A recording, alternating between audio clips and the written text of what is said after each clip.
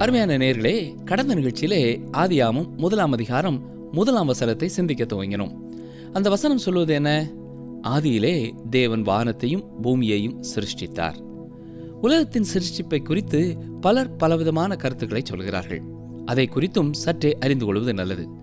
இன்று சிலர் விஞ்ஞானத்தின் விடையை ஏற்றுக்கொள்வதே சிறந்தது என்று சொல்கிறார்கள். அப்படிப்பட்டவர்களை பார்த்து விஞ்ஞானத்தின் விடை என்ன என்று கேட்டால் அது மாறிக்கொண்டே இருப்பதாக இருக்கிறது. 1806 பேராசிரியர் லேயர் என்பவர் பிரான்ஸ் தேசத்திலே 80க்கும் அதிகமான இந்த உலகத்தின் சிருஷ்டிப்பை குறித்த வேதத்திற்கு புறமான கருத்துக்களை கூறினார். ஆனால் அவைகளிலே ஒன்று கூட இன்று ஒரு கருத்தாக எடுத்துக்கொள்ளப்படுகிறதில்லை. ஆதியாகம புத்தகத்தை எழுதுவதற்கு தேவன் பயன்படுத்திய மனிதன்தான் மோசே. விஞ்ஞானபூர்வமாக விடையளிக்க வேண்டும் என்ற எண்ணத்தோடு அவர் அதை எழுதாததால் இன்று சிருஷ்டிப்பை குறித்து இருக்கிற கருத்து வேறுபாடுகளை குறித்து அவர் புன்முறுவல் தான் பூத்து கொண்டிருப்பார். வேத வசனங்களுக்கான காரணத்தை குறித்து அப்போஸ்தலனாகிய பவுல் இவ்விதமாய் கூறியிருக்கிறார். 2 தீமோத்தேயு 3 அதிகாரம் 16, 17 வசனங்களை பாருங்கள். வேத வாக்கியங்கள் எல்லாம் தேவ ஆவியினால் அருளப்பட்டிருக்கிறது.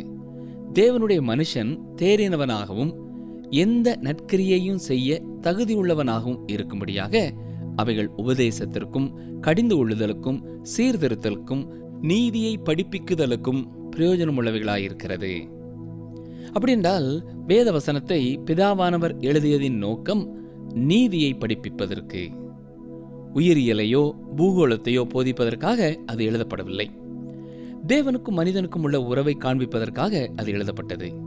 மட்டுமல்ல, மனிதனை குறித்து தேவனுடைய எதிர்பார்ப்பு என்ன என்பதை புரிந்து கொள்ள எழுதப்பட்டது. குறிப்பாக மனிதன் ரட்சிக்கப்படுவதற்கு என்ன செய்ய வேண்டும் என்பதை அறிவிக்க எழுதப்பட்டது. ஆதியாகமத்தின் முதல் பகுதியின் மேலேயே ரட்சிக்கப்படுவதற்கு நான் என்ன செய்ய வேண்டும் என்ற கேள்வியை நாம் எழுதி வைக்கலாம். அருமையானவர்களே, ஒரு கேள்வியை உங்கள் முன்னாலே நான் வைக்க விரும்புகிறேன். உலகத்தை உருவாக்கியதின் விஞ்ஞான விளக்கத்தை தேவன் கொடுத்திருப்பார் என்றால் மோசேயின் காலத்திலே உள்ளவர்களிலே எத்தனை பேர் அதை புரிந்து கொள்ள முடியும்? இக்காலத்திலே வாழும் மனிதர்களிலேயும் எத்தனை பேர் அதை அறிந்து கொள்ள முடியும்? வேத புத்தகம் கல்வி அறிவு பெற்ற பேராசிரியர்களுக்காக மட்டும் எழுதப்படவில்லை. ஒவ்வொரு தேசத்திலும் உள்ள சாதாரண மக்களுக்காக எழுதப்பட்டிருக்கிறது. மோசேயின் காலத்து விஞ்ஞானத்தின்படி எழுதப்பட்டிருக்கும் என்றால் அது புறக்கணிக்கப்பட்ட ஒரு புத்தகமாயிருக்கும். எனவே அருமையானவர்களே, பூமி உருவானதை குறித்து பலர் பலவிதமான விளக்கம் கொடுக்கிறார்கள். முதலாவதாக இது ஒரு மாயை என்று சொல்லுகிறார்கள். ஆனால் அருமையானவர்களே, அது உண்மையாகவே உண்மைக்கு புறமான ஒன்று. ஆனாலும் இதே கருத்துடைய மக்கள் இன்றைக்கும் இருக்கிறார்கள். இன்னும் சிலர் ஒன்றுமில்லாமையிலிருந்து அது தானாக வந்தது என்று சொல்கிறார்கள். வேறு வார்த்தைகளிலே சொல்ல வேண்டுமென்றால் வேத புத்தகமும் இதைத்தான் சொல்லுகிறது. ஒன்றுமில்லாமையிலிருந்து தேவனுடைய கட்டளையின்படி இது உருவாகியிருக்கிறது. அப்படி என்றால் அவர் இதை உருவாக்கியிருக்கிறார். இந்த பூமியை குறித்த மற்றும் ஒரு கருத்து என்னவென்றால் இது காலம் காலமாக இருக்கிறது. இதற்கு துவக்கம் என்று ஒன்றும் இல்லை என்று கூறுகிறார்கள். நான்காவதாக, பூமியானது உருவாக்கப்பட்டிருக்கிறது என்பது ஏற்றுக்கொள்ளப்படுகிறது. ஆனால் எப்படி உருவாக்கப்பட்டது என்பதை குறித்து பல்வேறு விதமான கருத்துக்களை உடையவர்களாய் இருக்கிறார்கள். உலகத்தின் வரலாற்றிலே பல காலமாக நிலைத்திருக்கிற அநேக கருத்துக்கள் உண்டு. டாக்டர் ஹல்லோ ஷேப்லி என்பவர் ஹவார்ட் விஞ்ஞான கூடத்தில் உள்ள இயக்குனர். அவர் என்ன கூறுகிறார் என்றால், நாம் வசிக்கும் உலகத்தை குறித்த எந்த சரியான அறிவும் இல்லாதவர்களாய் நாம் இருக்கிறோம் என்கிறார்.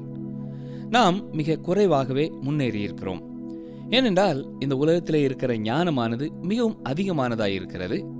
இருட்டிலே இருக்கும் காரியங்களை குறித்து நாம் பயந்து போகக்கூடாது. மரணத்தை குறித்தும் வினோதமாய் எண்ணக்கூடாது. அநேக வேளைகளிலே நாம் அலசி ஆராய்ந்து பார்க்கிறவர்களாய் இருக்கிறோம். நாம் அறிந்திருக்கிறவைகளிலே இன்னும் அறியாதது எவ்வளவு இருக்கிறது என்பது நமக்கு தெரியாது. வேறு வார்த்தைகளிலே சொல்ல வேண்டுமென்றால் நாம் வசிக்கிற உலகம் உருவானதை குறித்த இருட்டிலே நாம் இன்னமும் இருக்கிறோம் என்று சொல்கிறார். பென்சில்வேனியா பல்கலைக்கழகத்தைச் சேர்ந்த டாக்டர் லாரன் எஸ்லி என்பவர் சொல்லும் பொழுது, இப்பொழுது நமக்கு தெரிந்திருக்கிறதை விட இந்த உலகமானது எப்படி உண்டானது என்பதை நாம் அறியாதவர்களாய் இருக்கிறோம். சொல்லப்போனால் ஆவிக்குரிய காரியங்களை அறிந்திருக்கிறதை விட இந்த பொருட்களை குறித்த அறிவு நமக்கு இல்லை. எனவே இப்பொழுது இருக்கிற அறிவை கொண்டு எது எதற்கு முந்தி வந்தது என்று சொல்லுவோம் என்றால் அது அஞ்ஞானமான காரியமாயிருக்கும். பூமியானது பல வகையான நிலைகளை கடந்து வந்திருக்கிறது. அதற்கு முந்தைய நிலையை விட ஒவ்வொரு முறையும் மாற்றம் பெற்றிருக்கிறது. மனுக்குலமும் மற்ற எல்லா உயிர் வாழ்க்கையும் காலா காலங்களிலே மாற்றம் பெற்றதாயிருக்கிறது. ஆனால் வெளியே நாம் காணும் இந்த காட்சிகளுக்கு கீழே என்ன இருக்கிறது என்பது நமக்கு தெரியாது. உங்கள் கேள்விக்கு நான் விடையளிக்க விரும்புகிறேன். ஆனால் என்னுடைய அறியாமையை மூடுவதற்காக நான் எவ்வளவு பெரிய வார்த்தைகளை பயன்படுத்தினாலும் அது எனக்கும் பயனில்லை, உங்களுக்கும் பயனில்லை என்று சொல்லியிருக்கிறார். 1961 ஆண்டில் எழுதப்பட்ட ஒரு கட்டுரையிலே உலகத்தின் ஆரம்பத்தை குறித்த ரகசியத்தை மனிதன் அறிந்து கொள்ளும் நிலையிலே இருக்கிறான் என்று சொல்லப்பட்டிருக்கிறது. அதற்கு பின்னான காலங்களிலேயும் எந்த ஒரு புதிதான காரியத்தையும் நாம் அறிந்து கொள்ளவில்லை. உயிரியல் நிபுணரான எட்வின் கான்க்ளின் என்பவர் உலகம் தானாக உண்டானது என்பதை குறித்து சொல்லும் பொழுது, உலகத்திலே உயிர் உண்டானது ஒரு தற்செயலாய் ஏற்பட்ட ஒரு விபத்தினால் உண்டானது என்கிறார். இதை எதற்கு ஒப்பிடுகிறார் என்றால், ஒரு அச்சகத்திலே ஏற்பட்ட விரிவாக்கத்திலே தானாக ஒரு அகராதி உருவானால் எப்படியோ அப்படி என்று சொல்கிறார். விஞ்ஞானத்திற்கே ஒவ்வாத ஒரு காரியத்தை அந்த விஞ்ஞானி கூறினார். ஆனால் இதை அவர் கூறியது உண்மை. விண்வெளிக்கு சென்ற விண்வெளி வீரர்களும் இந்த பூமி எப்படி உருவானது என்பதற்கு குறைந்தது 3 கருத்துக்களை சொல்கிறார்கள். ஒன்று நிலையான நிலை, இரண்டாவதாக பெரிய மோதல் என்ற கொள்கை, மூன்றாவதாக ஆடிக்கொண்டிருக்கும் என்ற ஒரு கொள்கை. நிலையான நிலை என்னும் கொள்கை என்னவென்றால், பூமியானது இப்பொழுது இருக்கிறது, ஆனால் புதிய பொருட்கள் தொடர்ந்து உண்டாகிக் கொண்டே இருக்கிறது என்று சொல்லப்பட்டது. இரண்டாவதாக டாக்டர் பம்ப் என்பவர் பெரிய மோதல் என்ற ஒரு கொள்கையை உடையவராயிருக்கிறார். அதாவது கோடிக்கணக்கான ஆண்டுகளுக்கு முன்பதாக ஏற்பட்ட ஒரு பெரிய வெடி விபத்தினாலே இந்த உலகம் எல்லாம் உண்டானது என்கிறார். அநேக ஆண்டுகளுக்கு முன்னதாக மனிதர்களை குறித்து படித்த டாக்டர் லூயிஸ் லீகே என்பவர் ஆப்பிரிக்காவிலே ஒரு தொலைந்து போன ஒரு சங்கிலியின் பகுதிகளை கண்டுபிடித்தேன் என்று சொல்லுகிறார். ஒரு மண்டையோட்டின் பகுதிகளை தோண்டி எடுத்து அதில் காணப்படுகின்ற வளர்ந்த பற்களை எல்லாம் காட்டி, இது கொட்டையை உடைக்கும் மனிதன் தலை, இவன் சுமார் 6 லட்சம் ஆண்டுகளுக்கு முன்னதாக வாழ்ந்திருக்கிறான் என்று கூறுகிறார்.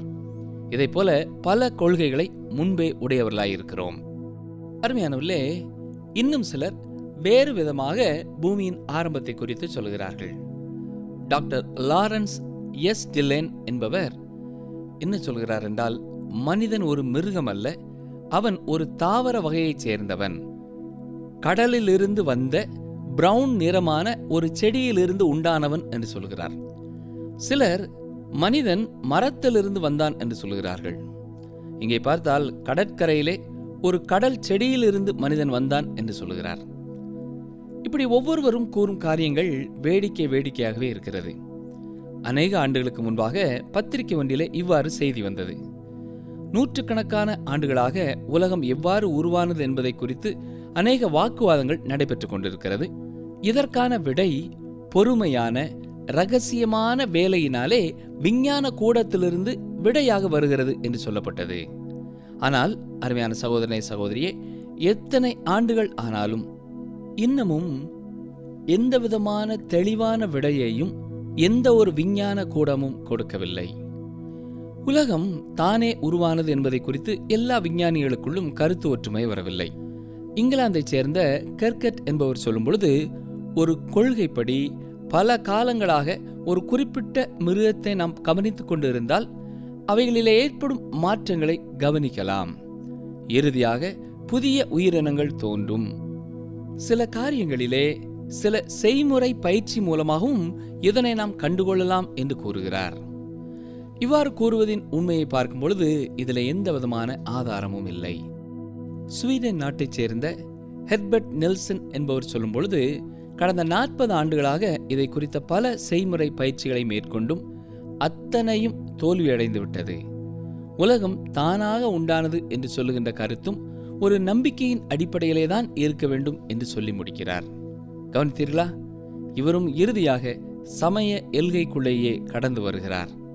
ஆம், உலகம் உண்டானதை குறித்து வேதம் சொல்லுகிறதை நாம் விசுவாசத்தினாலேயே ஏற்றுக்கொள்ள வேண்டும். இப்படி ஒவ்வொரு விஞ்ஞானிகளையும் உலகத்தின் துவக்கத்தை குறித்து எழுதுகிறவர்களின் எழுத்தை குறித்தும் நாம் பார்ப்போம் என்றால் சரியான எந்த ஒரு முடிவிற்கும் வர முடியாது. நம்முடைய உள்ளம் திறந்து கர்த்தருடைய வார்த்தையை ஏற்றுக்கொள்வதே சிறந்தது. வேதம் சொல்வது என்ன? ஆதியிலே தேவன் வானத்தையும் பூமியையும் சிருஷ்டித்தார். சங்கீதக்காரன் என்ன சொல்கிறார்? சங்கீதம் 8:3 பார்ப்போம் என்றால், உமது விரல்களின் கிரியையாகிய உம்முடைய வானங்களையும் நீர் ஸ்தாபித்த சந்திரனையும் நட்சத்திரங்களையும் நான் பார்க்கும் பொழுது என்கிறார். அது மட்டுமல்ல, சங்கீதம் 19:1 வானங்கள் தேவனுடைய மகிமையை வெளிப்படுத்துகிறது, ஆகாய விரிவு அவருடைய கரங்களின் கிரியையை அறிவிக்கிறது என்று வாசிக்கிறோம். அப்போஸ்தலனாகிய பரிசுத்த பவுல் ரோம திருச்சபைக்கு எழுதும் பொழுதும் ரோமர் 1:20 இவ்விதமாய் எழுதியிருக்கிறார். எப்படி என்றால், காணப்படாதவைகளாகிய அவருடைய நித்திய வல்லமை, தெய்வத்துவம் என்பவைகள் உண்டாக்கப்பட்டிருக்கிறவைகளினாலே உலகம் உண்டானது முதற்கொண்டு தெளிவாய் காணப்படும். ஆதலால் அவர்கள் போக்கு சொல்ல இடமில்லை என்கிறார். அதோடு கூட எபிரேய ஆக்கியோனும் எபிரேயர் 11:3 சொல்லும் பொழுது, விசுவாசத்தினாலே நாம் உலகங்கள் தேவனுடைய வார்த்தையினால் உண்டாக்கப்பட்டதென்றும் இவ்விதமாய் காணப்படுகிறவைகள் தோன்றப்படுகிறவைகளால் உண்டாகவில்லை என்றும் அறிந்திருக்கிறோம் என்று சொல்கிறார். எனவே சிருஷ்டிப்பை விசுவாசத்தினாலே நாம் ஏற்றுக்கொள்ள வேண்டும். ஒன்றுமில்லாமையிலிருந்து எப்படி நாம் ஒன்றை உருவாக்க முடியும் என்பதை விஞ்ஞானம் கூட விளக்க முடியாது. தேவன் அவ்வண்ணமாகவே உருவாக்கினார். எந்த ஒரு மனிதனாலும் உலகம் எப்பொழுது சிருஷ்டிக்கப்பட்டது என்பதையும் கூற முடியாது. உலக சிருஷ்டிப்பை குறித்து சொல்லப்படும் எல்லா காரியங்களையும் நாம் ஆதி ஆமத்திலே கொடுக்கப்பட்டு இருக்கிற சத்தியத்திலே ஒப்பிட்டு பார்க்கும் பொழுது வேத வசனங்கள் மேலோங்கி நிற்கிறது. அநேக தேசங்களிலே உலகம் இவ்வாறு உருவானது என்ற கதைகள் உண்டு. பாபிலோன் தேசத்திலே தோண்டி எடுக்கப்பட்ட களிமண் பலகைகளிலே சொல்லப்பட்டிருப்பது என்னவென்றால், ஒரு குழப்பமான சூழ்நிலையிலிருந்து பூமி உருவாக்கப்பட்டிருக்கிறது என்று சொல்லப்படுகிறது. வேத வசனத்திலே உலகத்திலிருந்து ஆரம்பமாகிறது. ஆதியிலே தேவன் வானத்தையும் பூமியையும் சிருஷ்டித்தார் என்று சொல்லுகிறது. அந்த பாபிலோனிய எழுத்துக்களின்படி வானத்திலே மிதந்து கொண்டிருக்கிற எல்லாம் ஒவ்வொரு கடவுள்களாம்.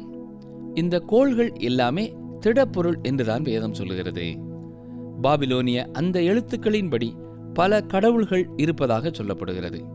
ஆனால் வேதத்திலோ ஒரே ஒரு தேவனை குறித்தே வாசிக்கிறோம். பாபிலோனிய எழுத்துப்படி பூமியானது சிறந்த கைவினை திறனுள்ள ஒருவர் உருவாக்கியது என்று சொல்லப்படுகிறது. ஆனால் வேதம் சொல்லுகிறது, தேவன் பேசினார், அவர் சொல்லும் பொழுது அத்தனையும் உண்டானது என்று சொல்லப்பட்டிருக்கிறது. நாம் அறிந்திருக்கிற விஞ்ஞானத்தின் அடிப்படைக்கும் பாபிலோனின் கருத்து ஒத்து போகிறதில்லை. ஆனால் வேத வசனத்திலே நாம் பார்க்கிற செய்தியானது விஞ்ஞானத்தோடும் ஒத்து போகிறதா இருக்கிறது. அருமையான சகோதரனே, சகோதரியே, விசுவாசிகள் உலகம் தானாக உண்டானது என்பதை ஏற்றுக்கொள்கிறதில்லை. ஏனென்றால் அந்த கருத்துப்படி அது தேவனையும் அவருடைய வெளிப்படுத்துதலையும் நிராகரிக்கிறதா இருக்கிறது. அந்த கருத்து பாவத்திலே அழிந்து போன மனிதனை குறித்து சொல்லுகிறதில்லை. அந்த கருத்து இயேசு கிறிஸ்து கன்னிகையின் வயிற்றிலே பிறந்தார் என்கிறதை ஏற்றுக்கொள்கிறதில்லை. உலகம் தானாக உண்டானது என்ற கொள்கையிலே 3 விதமான கொள்கைகளை ஏற்றுக்கொள்ள முடியாததாய் இருக்கிறது. முதலாவதாக, ஒன்றுமில்லாமைக்கும் ஏதோ ஒன்று இருப்பதற்கும் உண்டான இடைவெளியை குறித்த விளக்கம் சொல்ல முடியாது. இரண்டாவதாக, ஒன்றுக்கு ஜீவன் எப்படி வந்தது என்பதை அது விவரிக்க முடியாது. மூன்றாவதாக, உலகத்திலே உண்டான ஜீவனுக்கும் மனுக்குலத்திற்கும் உண்டான தொடர்பை குறித்து அது விளக்கம் கொடுக்க முடியாது. அதாவது, தான் நினைத்ததை செய்யக்கூடிய, தீர்மானம் எடுக்கக்கூடிய மனிதனை குறித்த விளக்கத்தையும் அந்த கொள்கையால் கொடுக்க முடியாது. உலகம் சிருஷ்டிக்கப்பட்டதை குறித்து பலர் பலவிதமாக கேள்விகளை எழுப்பும் பொழுது சிலர் யார் சிருஷ்டித்தார் என்று கேட்கிறார்கள், எப்பொழுது சிருஷ்டிக்கப்பட்டது என்று கேட்கிறார்கள். அது மட்டுமல்ல, ஏன் இது சிருஷ்டிக்கப்பட்டது என்றும் கேட்கிறார்கள். அருமையான சகோதரனே, சகோதரியே, இந்த 3வது கேள்வி மிக முக்கியமானது. தேவன் தம்முடைய மகிழ்ச்சிக்காகவே இந்த பூமியை சிருஷ்டித்தார் என்று வேதம் நமக்கு தெளிவாக சொல்லுகிறது. அதை உருவாக்குவதை குறித்த சரியான எண்ணம் அவருக்கு இருந்தது. அதை குறித்து அவர் மகிழ்ச்சி அடைந்தார். வேத புத்தகத்தின் இறுதி புத்தகத்திலே இதை குறித்த ஒரு குறிப்பை நாம் பார்க்கிறோம். கவனியங்கள், வாசிக்கிறேன். வெளிப்படுத்தின விசேஷம் 4:11. கர்த்தாவே, தேவரீர் மகிமையையும் கனத்தையும் வல்லமையையும் பெற்றுக்கொள்ளுகிறதற்கு பாத்திரராயிருக்கிறீர். நீரே சகலத்தையும் சிருஷ்டித்தீர். உம்முடைய சித்தத்தினாலே அவைகள் உண்டாயிருக்கிறவைகளும் சிருஷ்டிக்கப்பட்டவைகளுமாயிருக்கிறது என்றார்கள். ஆம், தேவனே உலகத்தை உண்டாக்கினார். ஏனென்றால் அவர் உண்டாக்க வேண்டும் என்று சித்தம் கொண்டார். அவருடைய மன மகிழ்ச்சிக்காகவே அதை அவர் செய்தார். உங்களுக்கு ஒருவேளை இந்த உலகம் பிடிக்காமல் இருக்கலாம். ஆனால் பிரியமானவர்களே, தேவனே இதை உருவாக்கினார். அண்ட சராசரங்களிலேயும் நான் வாழப்போகின்ற இந்த உலகத்தை எங்கே வைக்க வேண்டும் என்று ஆண்டவர் என்னிடத்திலே கேட்கவில்லை. நான் இந்தியாவிலே பிறக்க வேண்டுமோ அல்லது வேறு நாட்டிலே பிறக்க வேண்டுமோ என்று ஆண்டவர் என்னிடத்திலே கேட்கவில்லை. நான் மீண்டும் உங்களுக்கு சொல்லிக்கொள்ள விரும்புகிற சத்தியம் என்னவென்றால், தேவன் அவருடைய மன மகிழ்ச்சிக்காகவே இந்த பூமியை உண்டாக்கினார். இரண்டாவதாக, அவருடைய நாம மகிமைக்காக இதை உண்டாக்கினார். ஆதியிலே அவர் சிருஷ்டித்த சிருஷ்டிப்பானது அவருடைய துதியை பாடுகிறதாயிருந்தது. அதிகாலை நட்சத்திரங்கள் இணைந்து அவரை பாடியது. கடவுளுடைய குமாரர்கள் மகிழ்ச்சியினாலே முழங்கினார்கள். கவனியுங்கள், யோபு 38:7 வாசிக்கிறேன். அப்பொழுது விடியற்காலத்து நட்சத்திரங்கள் ஏகமாய் பாடி தேவபுத்திரர் எல்லாரும் கெம்பீரித்தார்களே. கவனித்தீர்களா? அவருடைய நாம மகிமைக்காக இந்த உலகம் சிருஷ்டிக்கப்பட்டது. ஏசாயாவின் தீர்க்க தரிசனத்தையும் கவனியுங்கள். ஏசாயா 43:7, நான் என் மகிமைக்கென்று சிருஷ்டித்து உருவாக்கி படைத்து என் நாமம் தரிக்கப்பட்ட யாவரையும் கொண்டு வா என்பேன். அருமையான சகோதரனே, சகோதரியே, கர்த்தருடைய வசனம் தெளிவாய் சொல்கிற காரியம் என்ன? அவரோட கூட ஐக்கியப்படும்படியாய் தேவன் இந்த உலகத்திலே மனு குலத்தையும் சிருஷ்டித்தார். எனவே சுயாதீனமுள்ள மனிதனாக அவனை அவர் உண்டாக்கினார். ஒரு பொத்தானை அழுத்தினால் எல்லாம் அவருக்கு முன்பாக வணங்கும்படியான இயந்திர மனிதர்களை அவர் உண்டாக்கியிருக்கலாம். ஆனால் அப்படிப்பட்ட மனிதர்கள் தேவனுக்கு தேவையில்லை. அவர் படைத்த மனிதன் விடுதலை உணர்வுள்ளவனாக அவரை தொழுது கொள்வதற்கும் அவரை நேசிப்பதற்கும் அவருக்கு சேவை செய்வதற்கும் தானே தெரிந்தெடுத்து தீர்மானம் செய்யும் மனிதனாகவே படைத்தார். அருமையான நண்பனே, இந்த விதமான அவிசுவாசங்களுக்கு மத்தியிலேயும் தேவ தூஷணங்களுக்கு மத்தியிலேயும் நம்மை சுற்றி இருக்கிற தேவனுக்கு விரோதமான எல்லா காரியங்களின் மத்தியிலேயும் ஒரு மனிதனாக நீங்கள் செய்யக்கூடிய சிறந்த காரியம் என்னவென்றால், வெளிப்படையாக இயேசு கிறிஸ்துவை தெரிந்து கொள்ளுங்கள். வானத்தையும் பூமியையும் உண்டாக்கின சர்வ வல்லமையுள்ள தேவனாகிய கர்த்தரை விசுவாசிப்பதும் அவருடைய ஒரே குமாரனாய் இயேசு கிறிஸ்துவை விசுவாசிப்பதும் நம்முடைய இருதயங்களிலே ஏற்றுக்கொள்வதுமே இந்த உலகத்திலே நீங்களும் நானும் செய்யக்கூடிய மகிமையான ஒரு சிலாக்கியமாகும். நம்மை சுற்றி பேச்சு உரிமைகளை குறித்து நாம் கேள்விப்படுகிறோம். இதில் பல வகையான விடுதலையை குறித்தும் நாம் கேள்விப்படுகிறோம். ஆனால் இப்படி விடுதலையை குறித்து நம்மை சுற்றி பேசுகிற கூட்டமானது விடுதலை என்றால் என்ன என்பதை அறியாமல் இருக்கிறது. ஆண்டவராய் இயேசு கிறிஸ்துவை நம்முடைய வாழ்க்கையிலே நாம் தெரிந்து கொள்ளும் பொழுது உண்மையான விடுதலையை உடையவர்களாய் இருக்கிறோம். இதை குறித்து தொடர்ந்து நாம் அடுத்து வரும் நிகழ்ச்சிகளிலேயும் கற்றுக்கொள்ளலாம். ஜெபிப்போமா? எங்களை அதிகமாக நேசிக்கிற எங்கள் அன்பின் பரமபிதாவே, இந்த உலகம் எப்படி உருவாக்கப்பட்டது என்பதை குறித்து பலர் பலவிதமாக கூறினாலும் ஆண்டவரே, நீர் இந்த உலகத்தை படைத்தீர் என்று நாங்கள் பரிபூர்ணமாய் விசுவாசிக்கிறோம். இது உம்முடைய நாம மகிமைக்கென்று படைக்கப்பட்டது. உம்முடைய மகிழ்ச்சிக்கென்று நீர் உருவாக்கிய உலகம். ஆண்டவரே, எங்களையும் உம்முடைய மகிழ்ச்சிக்காகவே இந்த உலகத்திலே நீர் படைத்திருப்பதற்காக நாங்கள் நன்றி கூறுகிறோம். இந்த நிகழ்ச்சியை கேட்கிற ஒவ்வொருவருடைய வாழ்க்கையின் மூலமாகவும் உம்மை சந்தோஷப்படுத்துகிறவர்களாக வாழ நீரே உதவி செய்ய வேண்டும் என்று நாங்கள் ஜெபிக்கிறோம். யாராவது உம்மை துக்கப்படுத்துகிறோம் என்பதை அறிந்து கொண்டவர்களாய் தொடர்ந்து துக்கத்தோடு வாழ்ந்து கொண்டிருப்பார்கள் என்றால், உமது மகிழ்ச்சியை கொண்டு வரும் வாழ்க்கையை பெற்றுக்கொள்வது எப்படி என்பதை அவர்கள் புரிந்து கொள்ள உதவி செய்யும். இந்த உலகத்தில் எத்தனையோ காரியங்களை எங்களுக்காக படைத்த நீர், பாவிகளாகிய நாங்கள் ரட்சிப்பை பெற்றுக்கொள்ளும்படியாகவும் இதே பூமியிலே இரட்சகராகிய இயேசு கிறிஸ்துவையும் நீர் அனுப்பி வைத்ததற்காக உமக்கு நன்றி சொல்கிறோம் ஐயா. இந்த பூமியின் சிருஷ்டிப்பை குறித்து சிந்தித்துக் கொண்டிருக்கிற ஒவ்வொரு சகோதரனும் சகோதரியும் உம்முடைய சித்தத்தை அறிந்து கொள்ளவும், அவருடைய வாழ்க்கையிலேயும் நீர் ஒரு நோக்கத்தோடு அவர்களை படைத்திருக்கிறீர் என்பதை புரிந்து கொள்ளவும் நீரே உதவி செய்யும். தொடர்ந்து வரப்போகும் நாட்களிலே உம்முடைய வசனங்களை நாங்கள் தெளிவாகவும் ஆழமாகவும் கற்றுக்கொள்ள எங்களுக்கு துணை செய்யும். இயேசு கிறிஸ்துவின் நாமத்தினாலே வேண்டிக் கொள்கிறோம் பிதாவே. ஆமென்.